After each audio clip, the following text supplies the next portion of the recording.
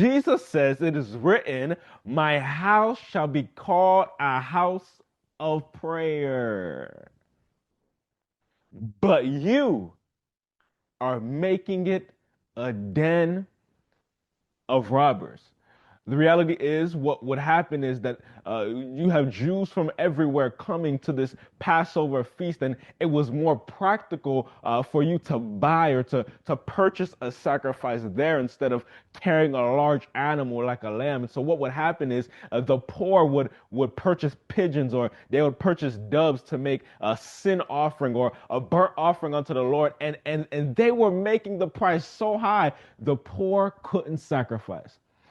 Now, we don't operate in an animal sacrifice system today, but the reality is, if they couldn't sacrifice, that means their sins were still on them. And Jesus overturned the tables, and in his response, he says, my house shall be called a house of prayer.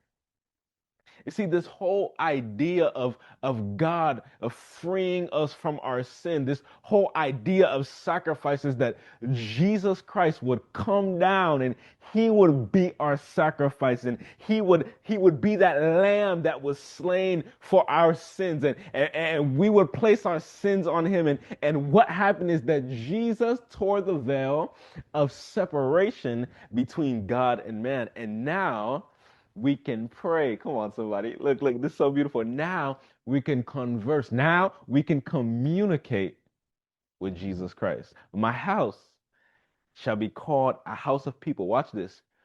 I'm sorry. My house shall be called a house of prayer for all people. Meaning it doesn't matter where you're coming from. It doesn't matter where you think you're going. It doesn't matter what you're in presently. It doesn't matter where you're from. All you have to know is that God welcomes you in prayer. What is prayer?